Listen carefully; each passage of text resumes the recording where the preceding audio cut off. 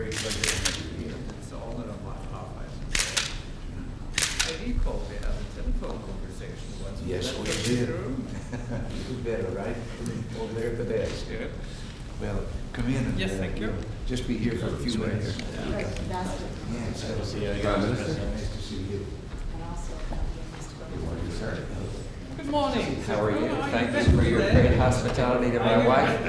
Well, I won't get too close to you. I see. We will be in here in how many? There's so many. I like the Good to see you. Thank you. Where your picture gets taken. I saw you with keen interest during the presidency. I've tried what I'm trying to do.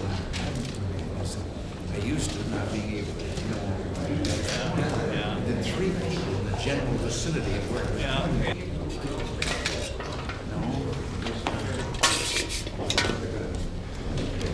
Takes some time to hear.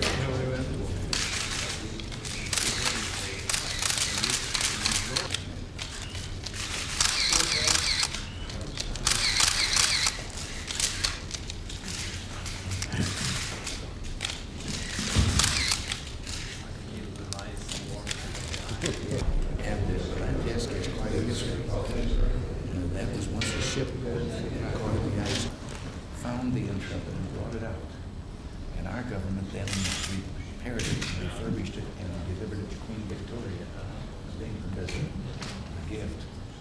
And sometime later, it was decommissioned. And she had that desk made from the planks of the ship and delivered, I think Buchanan was president then. And about a 1,300-pound package arrived here at that desk. That was a nice gift. The many presidents have been working. Yes.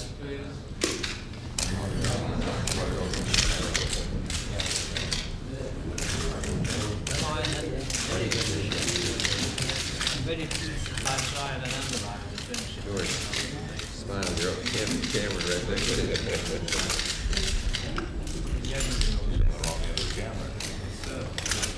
Vice President. Come on in. Gave you a little problem last night, didn't it? He's very persuasive.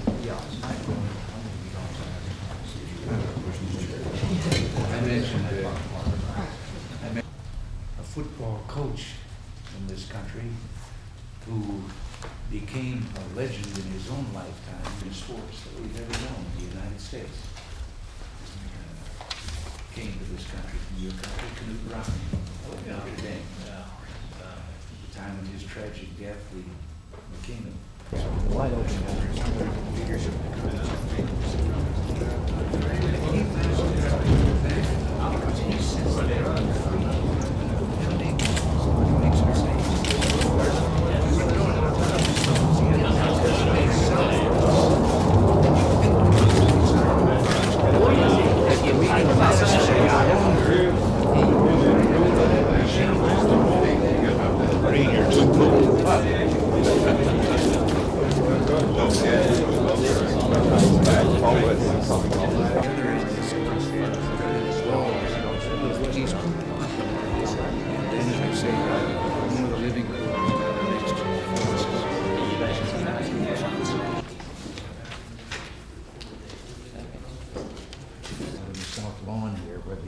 Helicopter lands to moving the company helicopters.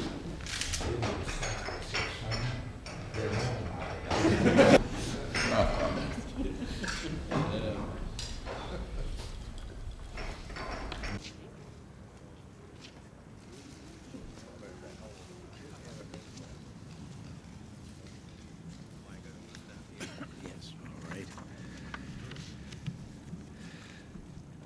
Well, I can tell you that I'm very pleased, and we all are, with the meetings that we've had with Prime Minister Willoch. Norway and the United States enjoy close ties that long predate our alliance, and it's always a happy occasion when we find a friend like Prime Minister Willoch paying us a visit. Our discussions today come at a critical time for our alliance, a time when it's more important than ever for freedom-loving people on both sides of the Atlantic to reaffirm their shared security interests. For our part, I assured the Prime Minister of a firm American commitment to the preservation of peace and freedom and of our continuing efforts in coordination with our allies in the North Atlantic community to achieve reductions in the military arsenals of both the East and the West. The Prime Minister and I also discussed general NATO security issues and the importance of Norwegian energy supplies to the West. Our talks on all of these matters were positive and upbeat, as was our discussion of the international economic issues. I'm deeply impressed that in these challenging times, Norway and the United States, two longtime friends, continue to have strong commonality of interests. I hope the Prime Minister Willoch found the visit as useful as I did, and I look forward to maintaining a close and friendly relationship that is traditional between the leaders of our people and our two countries. Mr. Prime Minister, it's been good to have you here.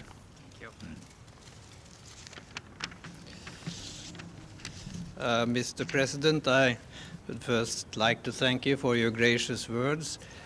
My visit to Washington, my discussions with a number of American leaders, and of course, in particular, the meeting with you, Mr. President, today, has indeed been very, very useful to us. And I would like to add that we feel here, as we felt in Minnesota earlier this week, how close our two nations are.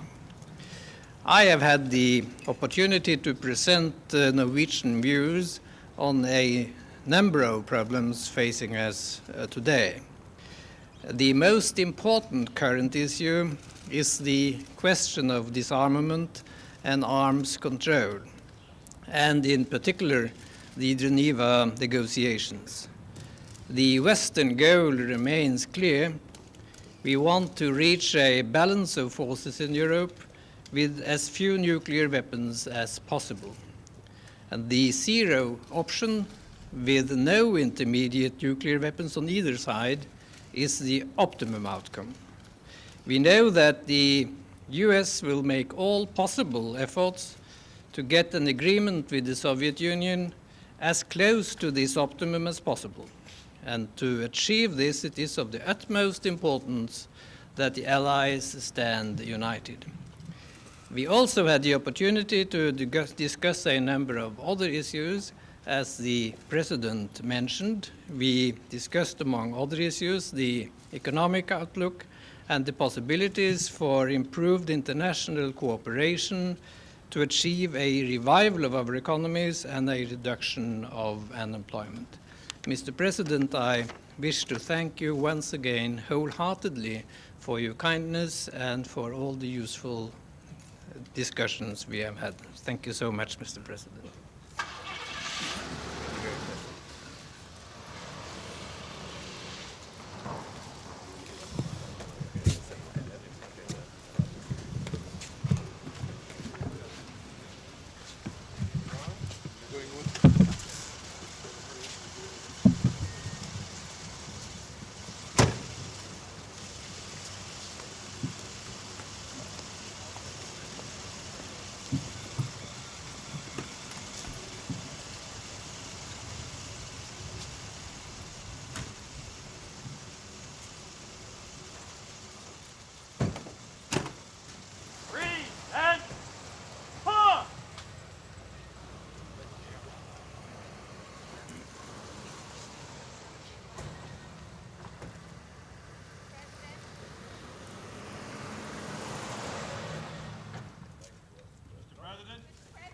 There may be $50 million missing from the super fund. Does that disturb you, sir? $50 million missing from the super fund. There may be, according to a congressman. Does that disturb you? It would disturb me if it was true. This is what we said we're going to find out. If there's anything we support any of these charges, but we're doing our utmost to find that out. Are you going to reach an agreement today on the paper, sir? Turning them over or not?